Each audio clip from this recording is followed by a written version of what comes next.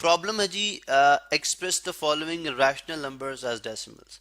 यानी हमारे पास कुछ फ्रैक्शंस हैं, कुछ रैशनल नंबर्स हैं, इनको हम देखते हैं डेसिमल में किस तरह से लिखा जा सकता है।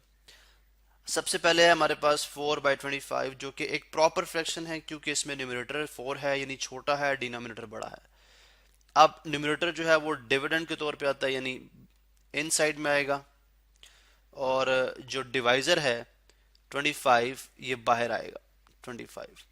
और 25 जो है 5 यूनिट्स और 2 टेंस, तो मीन ये 25 यूनिट्स बनते हैं। 25 यूनिट्स को 4 यूनिट पे डिवाइड नहीं कराया जा सकता क्योंकि 4 यूनिट स्मॉलर हैं। लिहाजा मैं यूनिट के बाद इसको देखता हूँ टेंस कितने बनते हैं इसके। तो अगर मैं उसके लिए मुझे जाहिर है यहाँ पे डेसिमल लगाना पड़ेगा क्योंकि मैं यूनिट को डिवाइड कराऊंगा टेंस पे, तो लिहाजा मैं यहाँ पे 0 पुट कर सकता हूँ।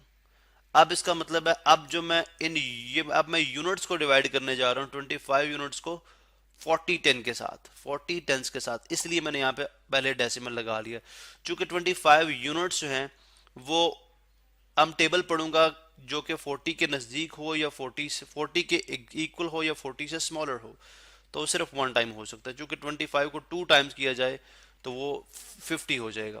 तो लिहाजा 25 वन टाइम 25, और अगर आप यहाँ से 40 में से 25 निकालें तो कितने बन जाएंगे 15। कितने बन जाएंगे 15।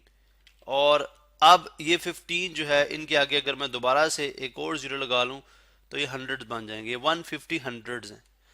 अब 25 यूनिट्स को 150 हंड्रेड से डिवाइड करो तो वो 6 टाइम होता है, 6 टाइम्स 150 बनते हैं। तो लिहाजा 150 माइनस 150 किया जाए, जवाब कितना आ जाएगा 0। तो इसका मतलब है फ्रैक्शन में इसको 4/25 को फ्रैक्शन फॉर्म में लिखा जा सकता है 0.16 के बराबर।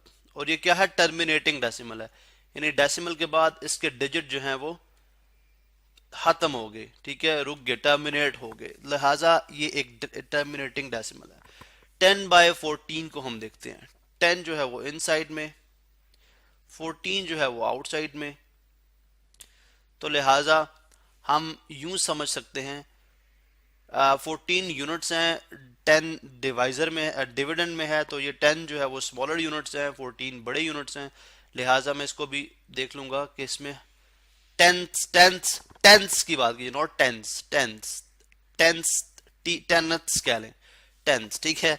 टेंस की हम बात करें, इसमें 100 टेंस हैं, तो लिहाजा मैंने डेसिमल पुट कर लिया। चूंकि यूनिट को जब टेंस पे डिवाइड करेंगे तो वो पार्ट में जाएगी, नहीं बहुत छोटा उसका पार्ट जो है वो मल्टीप्लाई होके उतने आपको टेंस दे देगा। तो लिहाजा 14, अगर मैं 14 को लेट सपोज यहाँ पे हम कैलकुलेटर का यूज करते हैं, ठीक है, मैं आपको सिर्फ समझाना चाहता हूँ किस तरह से आप करेंगे। देखें 14 को अगर मैं नियर अबाउट में जाना है, 14 मल्टीप्लाई बाय 5 करते हैं कितना 70, नहीं आगे जा सकते हैं 14 मल्टीप्लाई बाय 6 करें कितना हो गया 84, आगे देख लें 14 मल्टीप्लाई बाय 7 करें 98। तो 7 तक हम जा सकते हैं, अब 7 से आगे जाएंगे तो बढ़ जाएगा 100 से, तो लिहाजा 7 टाइम्स 98 कर देंगे, 7 टाइम्स 98। अब 100 में से 98 अगर सब्ट्रैक्ट कराए जाएं माइनस, तो ये 2 बचेगा सिर्फ। अब इनको हंड्रेड्स में कन्वर्ट कर लो तो जस्ट वन टाइम होगा, वन टाइम, सिर्फ वन टाइम। 20 माइनस 14 कितना आ गया 6। डेसिमल है 0 पुट कर लें, थाउजेंड देख लें, यानी इन हंड्रेड्स में कितने थाउजेंड हैं, 60,000 हैं। तो लिहाजा 14 जो है वो कितने टाइम हो जाएगा, 14 4 टाइम करो अगर तो 56 बनता है, 4 टाइम करो तो 56 बनता है, 56 बनता है। तो 60 माइनस 56 4 आ जाएगा, 0 टाइम 14, 2 जार 28, 2 जार 28, ठीक है, 40 माइनस 28 12 आ गया। आप 0 पुट कर सकते हैं, यानी वो 10,000 में और 100,000 में अब ये कन्वर्ट होता जा रहा है, ठीक है। इसी तरह 14 अगर हम जैसे 14 8 टाइम्स कर लो, 14 मल्टीप्लाइड बाय 8 कितना आ जाएगा 112, 8 टाइम्स कर लो तो कितना आ गया 112, कितना बच गया 8, 0 पुट कर लो, 5 टाइम्स कितना होता है 70, ठीक है 70, 80 माइनस 70 करो तो दोबारा 10। तो लिहाजा देखें वो दोबारा चीज आ गई 10, अब ये रिपीट करता रहेगा।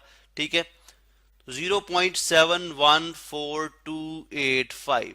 अब चूंकि 10 आ गया तो ये सारा प्रोसेस दोबारा होगा और ये 7 से लेके 5 तक डिजिट्स रिपीट करेंगे। तो ये देखें ये हमारे पास डेसिमल फॉर्म आ गई है 10/14 की। 10/14 की ये डेसिमल फॉर्म है जो कि नॉन टर्मिनेटिंग है और रेकरिंग है, यानी रिपीटिंग है, रिपीट कर रही है लेकिन नॉन टर्मिनेटिंग है, टर्मिनेट नहीं हो रही। 3 होल नंबर 1/5 का इसको तरीका इसका ये है कि आप सिर्फ 1/5 को डेसिमल में कन्वर्ट करके 3 में ऐड कर लें, यानी 3 उसमें ऐड कर लें। ये आपका होमवर्क है, ये आप खुद करेंगे और देखेंगे कि इस डेसिमल को आप किस तरह से, यानी इस फ्रैक्शन को किस तरह से डेसिमल में कन्वर्ट किया जा सकता है।